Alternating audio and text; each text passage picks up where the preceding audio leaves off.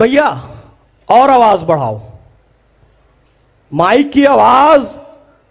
भाइयों बहनों, ये आवाज ठीक है कि कम करना है, ज्यादा करना है? आवाज और बढ़ाएं? आवाज बढ़ा दे क्या? हैं? अरे बोलते क्यों नहीं? आवाज बढ़ा दे। बोलो। अभी सब पागल हो जाएंगे। अन्ना कह रहे स्लो स्लो। अरे मैं यहां राम कथा करने आया हूं। अब मैं पूरी दुनिया में घूम घूम के क्या बताऊंगा पता है अन्ना? मैं राम कथा करने आया, लेकिन अन्ना कह रहे धीरे, उधर से कह रहे धीरे, स्लो स्लो। कह रहे हो कि नहीं कह रहे हो?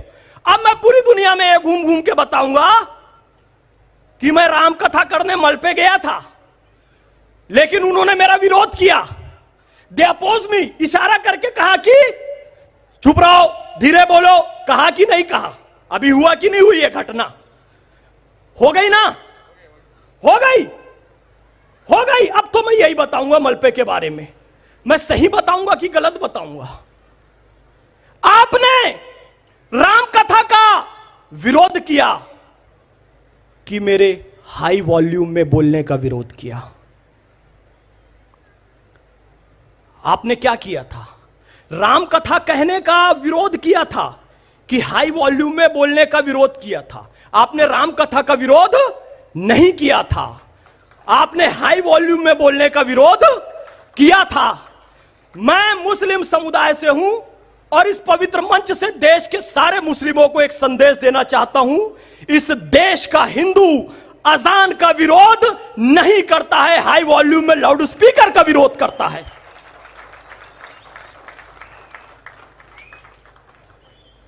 अरे इतना इंटरनेशनल मुद्दा बनाने की जरूरत नहीं है।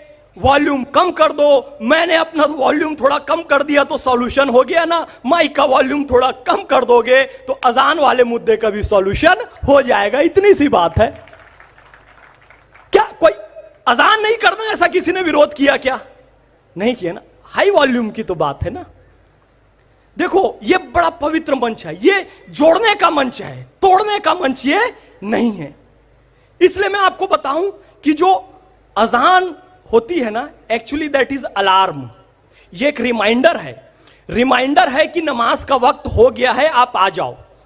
और इस पे बहुत चर्चा हुई थी उस समय जब पैगंबर हजरत मोहम्मद सल्लल्लाहु अलैहि वसल्लम थे, तो उन्होंने कहा कि नमाज का वक्त हो गया है, घड़ी भी नहीं है, लोगों को बुलाएंगे कैसे? तो बोले, किसी ने सुझाव दिया कि हम एक फ्लैग ऊंचा कर देंगे तो फ्लैग देख के सब आ जाएंगे। किसी ने कहा हम आग जला देंगे तो आग का धुआं देखकर सब आ जाएंगे। किसी ने कहा हम चर्च में घंटा जैसे होता है बड़ा सा, हम वो बजा देंगे तो लोग आ जाएंगे। किसी ने कहा हम पुंगी बजा देंगे, तुरही बजा देंगे। ऐसे बहुत सारी चीजों पे डिस्कस हुआ।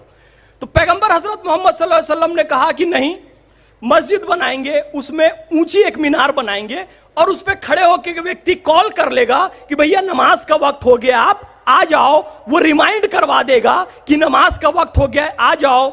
उस समय घड़ी नहीं थी और कोई साधन नहीं था समय जानने का, तो वो रिमाइंडर के लिए एक चीज थी कि भाई आ जाओ। वो एक अलार्म था। जब आप अलार्म अपने लिए लगाते हैं सुबह 4 बजे, तो वो पूरे मोहल्ले को नहीं सुनाते हैं, पूरी कॉलोनी को नहीं सुनाते हैं, वो पर्सनल अलार्म होता है। जब मुस्लिम समुदाय की संख्या बढ़ी तो कहा कि भैया इस मोहल्ले में मुस्लिम हैं तो क्यों ना एक पब्लिक अलार्म लगा दिया जाए, अजान से सबको कॉल कर ली जाए। अजान only for calling the Muslim for the prayers. और उसका कंसेप्ट यह था कि ऊंची जगह में खड़े होकर एक व्यक्ति लोगों को आवाज देगा। ये माइक और लाउड स्पीकर तो अभी आया है। पैगंबर हजरत मोहम्मद सल्लल्लाहु अलैहि वसल्लम ने कहा कि वो व्यक्ति मुसलमान हो ही नहीं सकता, वो व्यक्ति मुसलमान हो ही नहीं सकता, वो व्यक्ति मुसलमान हो ही नहीं सकता जिसकी हरकतों से उसका पड़ोसी परेशान हो। अगर पड़ोसी आपसे परेशान है तो आप मुसलमान नहीं हो सकते। इस देश की हिंदू की कोई मांग नहीं है मुसलमानों से, कोई मांग नहीं है। बस वो इतना चाहता है, केवल इतना चाहता है, केवल इतना चाहता है। भाई कश्मीर में हिंदुओं का नरसंहार हुआ, जीनोसाइड हुआ, तो आप उसका विरोध कर दो, उसकी निंदा कर दो। यदि शिवमोगा में हर्षा को मारा गया, उसका मर्डर किया गया, तो 4 मुस्लिम दाढ़ी वाले टोपी वाले खड़े होकर कहो कि यह गलत हुआ है और अपराधियों को सजा दो। अगर आप यह भी नहीं करेंगे, फिर कहेंगे कि कोई फल नहीं खरीदता है, कोई हमारी होटल में नहीं आता है, कोई हमसे किराए का घर नहीं देता है, तब तो प्रॉब्लम हो जाएगी ना। मैं खड़े होकर कह रहा हूं ना, जो हर्षा की हत्या हुई शिवमोगा में गलत है और अपराधियों को मृत्युदंड देना चाहिए। कश्मीर में जो जिनोसाइड हुआ हिंदुओं के साथ, उन आतंकवादियों को दंड देना चाहिए। तो आप ये कहने लगते उस समय सरकार किसकी थी, उस समय राज्यपाल कौन था, उस समय तो आप जिन लोगों ने कश्मीरी हिंदुओं पर अत्याचार किए, हत्याएं की, बलात्कार किए, उनको आप बचा ले रहे हैं, तो फिर आप कहेंगे कि हमारे प्रति सहानुभूति जागे। तो कैसे जागेगी? विरोध कीजिए। हिंदू ने कभी, हिंदू यदि विरोध करता ना किसी समुदाय का, अजान का, तो पारसी सुरक्षित नहीं रहते। पारसी ईरान में सुरक्षित नहीं, भारत में। और मुसलमान पूरी दुनिया में सबसे ज्यादा सुरक्षित हैं तो भारत में, क्योंकि दुनिया की सबसे ज्यादा मस्जिदें सऊदी अरब में नहीं है, भारत में है। ईरान में सुरक्षित नहीं है, केवल शिया। और इराक में सुरक्षित नहीं है, वहां केवल सुन्नी। और ग्रेट ब्रिटेन के कॉन्स्टिट्यूशन में लिखा हुआ है कि कोई कैथोलिक कभी भी यहां का प्राइम मिनिस्टर नहीं बन सकता। लेकिन इस्लाम के जितने फिरके हैं और ईसाइयत के जितने फिरके हैं, उन सबको बराबर अधिकार, इक्वल राइट किस देश में है? भारत में। यस और नो? भारत में इक्वल राइट है।